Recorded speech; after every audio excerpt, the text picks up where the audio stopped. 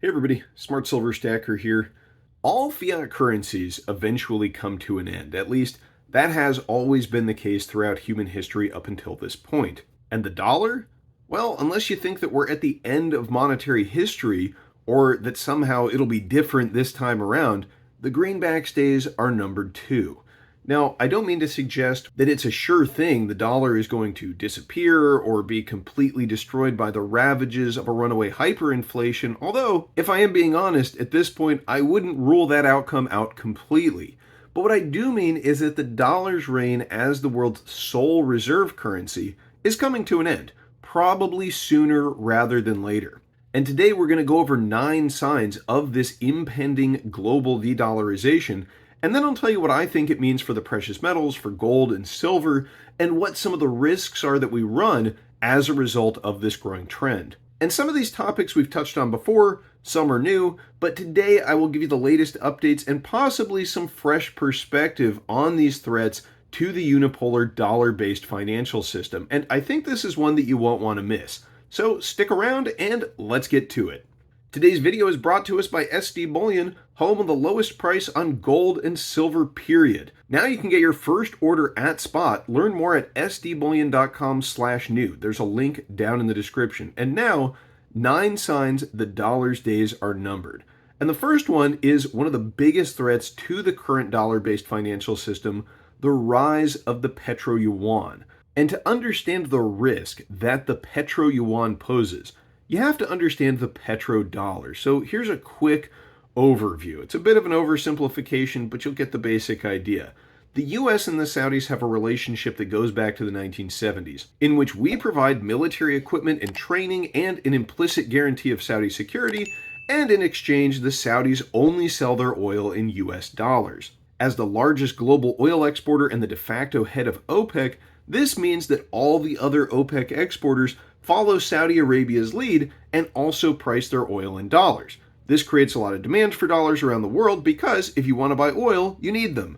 And this allows the US to export vast quantities of currency without the dollar being drastically devalued. Another critical aspect of this system is that the Saudis take their oil profits in the form of petrodollars and reinvest them into US debt in the form of US treasuries, of which Saudi Arabia is the 16th largest foreign holder, with more than $119 billion of US debt on their books. This helps to keep the cost of borrowing low for the US, and it has allowed the US federal government to run up an enormous amount of debt over the years.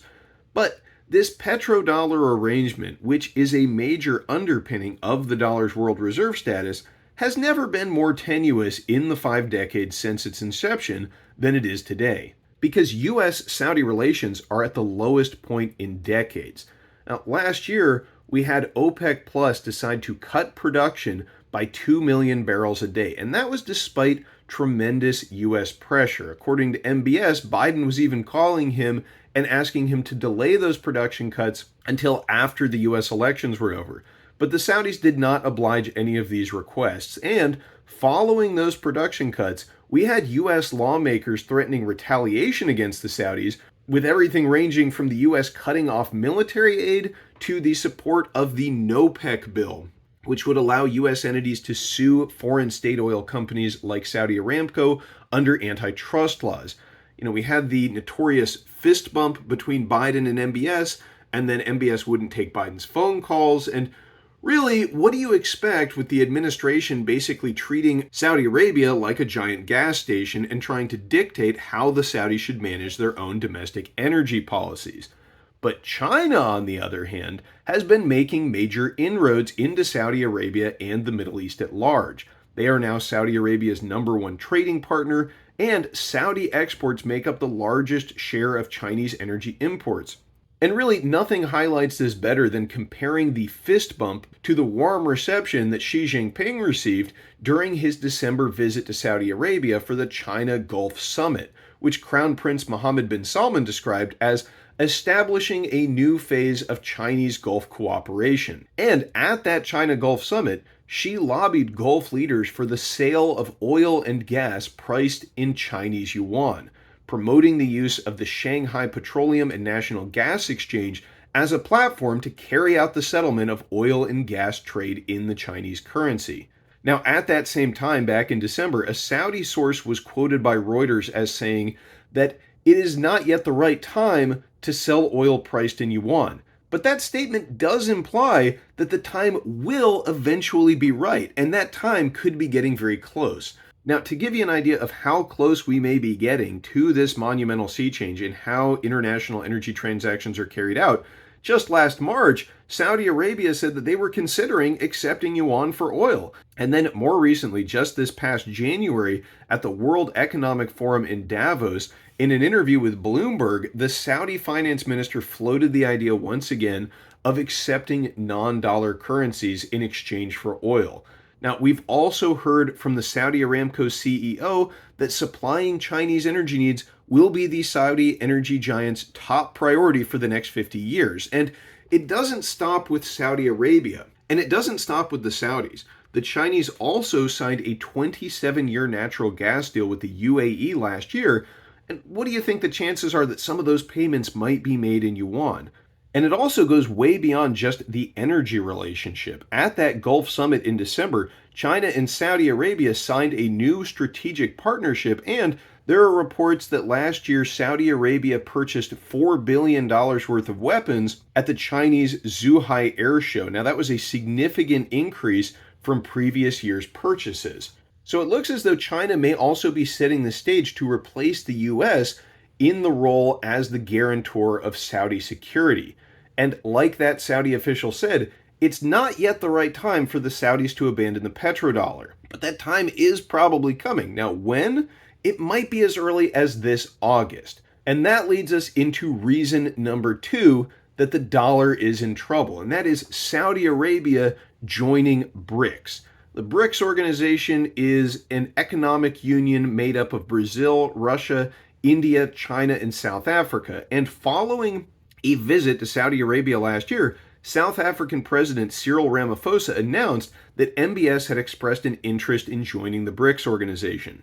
And this year, the annual BRICS summit is going to be held in August, hosted by South Africa. And the South African ruling party, the ANC, has made it clear that they will be making BRICS expansion a key item on the agenda at this year's summit. And if we do see Saudi Arabia admitted to a BRICS plus of sorts, the probability of new bilateral trade agreements between themselves and the other members that exclude the dollar in favor of local currencies like the Chinese yuan, it increases tremendously. Now, reason number 3 that the dollar is on shaky ground also has to do with this upcoming BRICS summit, and that is the advent of a BRICS currency. Now, rumors of a BRICS currency, they've been floating around for years.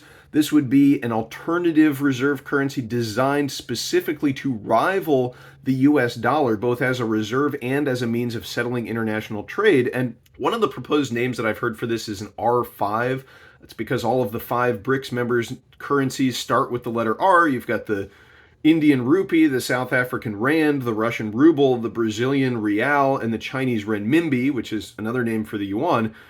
And this currency, as it was proposed initially, would probably have a heavy emphasis on the Chinese yuan because it is a currency that is already held around the world in reserve. And we've heard talk of maybe a basket of BRICS nations' currencies, or potentially a gold-backed currency of some sort, or maybe even backing this potential BRICS currency with a basket of different commodities. But whatever form it's going to take, we might find out very soon, because recent comments from Russian Foreign Minister Sergei Lavrov indicate that a BRICS currency will be the top of the agenda at the BRICS summit this year. Now, it's not likely that any kind of BRICS currency that gets launched is going to replace the dollar in the short term. But here's the thing, it doesn't really need to replace the dollar in order to undermine it. All it has to do is steal market share. Because one of the reasons that so many countries around the world hold the dollar in reserve, and the reason that so much trade gets settled in the dollar, is because the very fact that the dollar holds so much market share. I mean, there's a network effect here. It's convenient to transact in the dollar and to hold the dollar because other countries are doing the same thing. And if a BRICS currency begins to cut into that market share, that could be a real problem for the dollar's status as the world reserve currency. Now, you got to keep in mind that even in its current incarnation, the BRICS countries, they have more than 40% of the world's population, and they also hold a tremendous amount of natural resources. And if those resources start getting priced in something other than dollars, that could be a real problem for the dollar's reserve status. And it's very likely that something has been in the works behind the scenes for years in regards to a BRIC currency. And now that the world is descending into global conflict, this transition has been accelerated significantly. And speaking of global conflict, let's talk about reason number 4 that the dollar is on shaky ground. And that is the advent of World War III. Because, war, what is it good for? Absolutely nothing, except for perhaps enriching the military industrial complex while the rest of us foot the bill via runaway inflation. And the fact is that war is one of the most costly endeavors a nation can undertake. And let's be honest, we are already involved in this conflict. It's already costing us hundreds of billions of dollars in the form of aid to Ukraine, and likely that bill is just going to continue to go up as the cost of manufacturing new arms to replace the ones we've already sent over there is likely to move much higher. And keep in mind that this conflict has the potential to expand on many fronts. You've got a potential conflict in the Middle East between Israel and Iran. You've got a conflict in Taiwan brewing between China and the island nation there. And then you also have a potential conflict between North Korea and South Korea. I'm not sure if I'm leaving anything out, but that already would be a war on 4 fronts. Now, can the US wage a war like that? Well, I don't know. Who knows? I'm not a military guy. Seems to me that even for our massive military with its aircraft carriers and its ability to project force, this would be a pretty tall order. But you got to keep in mind that a world war, even if you manage to win it, is enormously costly, and major conflicts have a history of costing the countries involved their currency's world reserve status. Just look at Britain. Sure, it won both World War I and World War II, but as a consequence, the pound lost its world reserve status.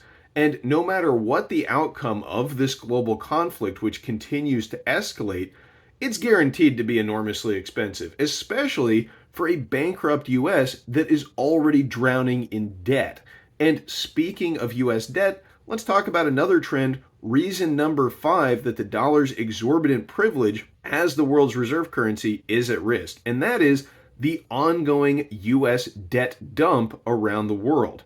Because according to the latest data from the US Treasury, major foreign holders of US Treasuries liquidated more than $400 billion worth of US debt between December 2021 and December 2022. And China, the second largest holder of US Treasuries, alone sold more than $173 billion of US debt in that same time period. And they still hold more than $800 billion worth of treasuries. So this sell-off can continue for some time to come. Now, I think it's kind of understandable why foreign countries would be wary of holding so much US debt now that the US dollar has been weaponized in this growing global conflict. Following Russia's invasion of Ukraine, Russian US dollar denominated assets were frozen. And now this is something that any nation holding large amounts of US dollar denominated assets should be concerned about. Now, countries have to be worried that they might find themselves in the sanctions crosshairs next, and all of these nice US treasuries they're holding, which were previously considered risk-free, could become tremendous liabilities in such an event. And now, if the US can't continue selling our debt to these foreign entities, but we still insist on running massive deficits financed by borrowing, who's going to buy the debt? Because someone has to if we don't want rates on treasuries to skyrocket. Well, I'll give you a hint. It starts with federal and ends with reserve. Because right now, the Fed is supposedly trying to shrink their balance sheet with their ongoing program of quantitative tightening in their battle against inflation. But if we see yields on US Treasury spike, and certainly foreign holders dumping large amounts of US debt could have that effect, the Fed will be forced to reverse course, return to quantitative easing, and buy up the debt. The downside is that they'll be printing all of the currency that they buy it with, and this will be massively inflationary. But the debt problem in the US goes beyond China and the rest of the world selling treasuries. Let's talk about threat number 6 to the dollar, which is soaring US debt levels. Because yes, the US national debt is ballooning to the tune of more than $1.5 trillion annually. And the CBO, the Congressional Budget Office, just released a report this week that indicates over the next 10 years, U.S. national debt is projected to grow by an additional $19 trillion. And here's the thing about these projections, they almost always understate the real growth of the debt. Just take a look at this table from the CBO's 2013 projections. Back then, they were telling us that by 2023, the US national debt would be just under $20 trillion, and now it's over $31 trillion. So if they're telling us that the debt's going to grow by 19 trillion over the next decade, I mean, why not just go ahead and double that figure? And this problem, it's not relegated to the public sector alone. According to data released by the Federal Reserve Bank of New York just this past Thursday, U.S. household debt hit a record $16.9 trillion in quarter four of 2022. That is an increase of 2.4% over the previous quarter. And while home mortgages make up the majority of this debt, credit card debt is also at a record high, as are interest rates on consumer debt. And on top of that, delinquencies are also now on the rise. So I ask you, what's going to happen if the bottom falls out of this real estate market and all those mortgages become underwater? Or when the nearly $1 trillion in high interest rate credit card debt begins to see rising defaults as U.S. consumers come under increasing pressure from rising prices and rising interest rates on the debt? The point is, borrowing in the US has become completely unsustainable, and we're going to be facing a choice in the near future between defaulting on these insane levels of indebtedness or paying them back in devalued currency, which is, of course, just a default by another name. And if we look to history for answers, governments and central banks rarely do the right thing. That is, acknowledge their inability to pay debts, restructure them, raise taxes and cut spending, get their financial house in order, and balance the budget. Instead, more often than not, they turn to the printing press. Currencies are devalued and everyone pays the inflation tax. And I believe that that is the direction that we too are headed in. And we're already beginning to see the signs of this inflationary crisis which is brewing. In sign number 7, disinflation is over. I mean, if you ask me, the whole disinflation narrative that we've been hearing about for a couple months now from the Federal Reserve has always been nonsense. I mean, inflation, I don't think it ever really peaked, never really went away in the first place, despite what we have been hearing from Jerome Powell and his cronies. And here's the thing about inflation. I mean, it doesn't move up in a straight line, even when it's headed higher. But the relief that we have had from rising prices over the past several months, it was largely a function of the release of oil from the Strategic Petroleum Reserve, which brought energy prices down. And it really wasn't as much relief as we thought in the first place anyway, because the Bureau of Labor Statistics, they recently revised 4 out of the past 5 months' inflation data higher than they originally reported. And in the most recent data that we got for January, the CPI has begun to tick back up. And now this is kind of predictable, I think, considering that the Fed, they have raised rates to fight inflation, sure, but they're still very low by historical levels, and they haven't raised rates to anywhere near the levels that Fed Chair Paul Volcker had to raise them back in 1979 to get inflation under control. And at the federal level, the U.S. continues to pursue a highly inflationary fiscal policy of massive deficit spending. And as if the inflation of the domestic money supply was not bad enough, we're likely going to witness even faster rising prices throughout 2023 as global energy markets tighten. Because despite the fact that the U.S. does continue to release oil from the SPR, that can only go on for so long before it's completely depleted. I mean, we've already used about half of it, and energy markets are going to get much tighter this year. On top of the OPEC Plus production cuts that were announced last year, Russia recently cut production by 500,000 barrels per day as the EU and the G7 continue to tighten sanctions on Russian energy exports. And China's reopening is going to put even more demand pressure on the price of oil and energy. And one thing about oil and energy, it touches almost every sector of the economy. Higher energy prices will translate to higher prices for just about everything. And as a result, dollars are not going to be going as far in the future as they do now. And in addition to the dollar not buying as much, higher energy prices could lead to a deeper economic recession in the West, possibly even a financial crisis, as our over-leveraged economy comes under the dual strain of higher rates and higher energy input costs. And I think that we all know what the Fed does when we get a financial crisis. They print however much currency is needed to kick the can down the road a bit further. And this time around, that is going to be a very large number indeed. Let's take a moment and zoom out of the US domestic issues for just a moment and take a look at the big picture as we examine threat number 8 to the US dollar-based financial system, and that is the evolution of the multipolar world financial order. Because the weaponization of the US dollar, that was a pivotal moment in this saga, and it did more than just force foreign holders of US debt to re-examine their US Treasury holdings. In fact, it has created a major impetus for these other nations who rely on the US dollar-based system to begin looking for a plan B, just in case.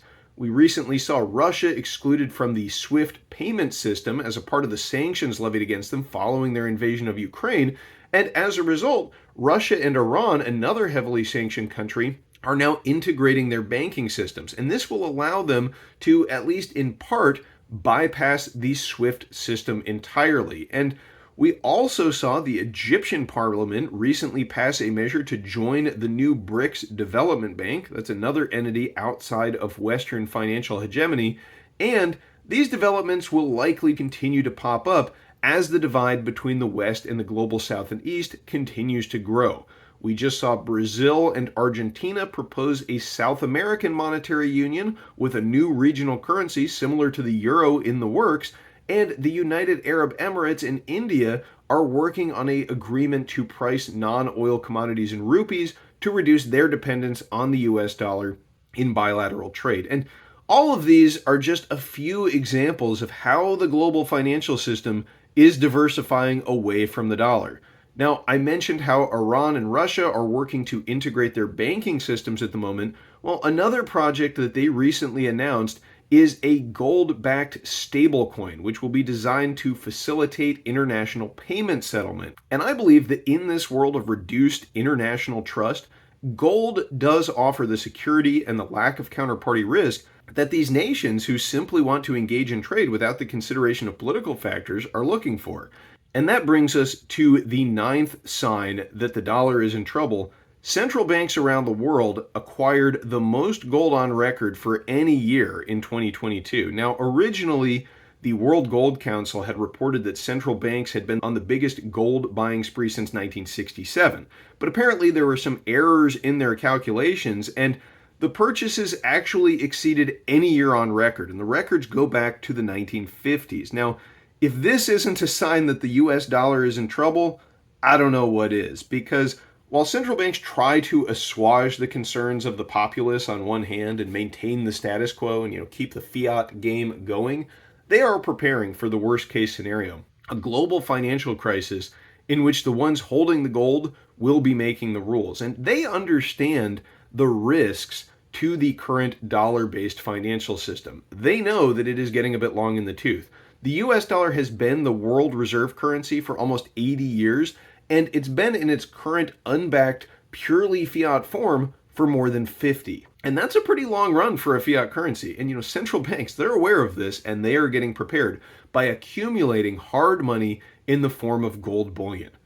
So those are the 9 signs that the dollar is in deep trouble. And this is why I'm not too confident in its ability to continue to function as the world's sole reserve currency in perpetuity. But what does all of this mean for us? Well, it means that it's time to get our personal financial houses in order.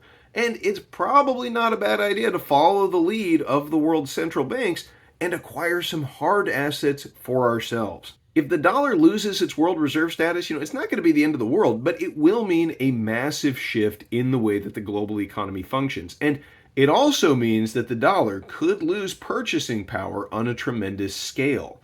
This kind of upheaval in the global financial system, it could have all sorts of secondary and tertiary consequences, ranging from debt crises to the failure of financial institutions, the breakdown of global supply chains, runaway inflation, bank bail-ins. The sky's really the limit in a transition of this magnitude. And during times of great change, there are also great opportunities, but only for those who are prepared. So That's why I am accumulating hard assets, physical gold and silver, real money that can't be printed away or sanctioned or destroyed with the touch of a button. And it's not financial advice, but you might want to consider doing the same thing. I just picked up another kilo of silver from SD Bullion. I got one of these awesome Proclaim Liberty silver bars. Pretty sure they still have these on sale with any quantity pricing at the time I'm recording this video. So if you're in the market for some bullion, you might want to check these out. And I'd also love to hear what you have to say. Where do you think the US dollar-based financial system is headed? Will it prove to be resilient and stick around for some time, or are its days numbered? What are you doing to get prepared just in case? Leave me a comment down below to let me know what you think. Thanks for watching, everyone. Stay safe and happy stacking. I'll catch you next time. Smart Silver Stacker, out.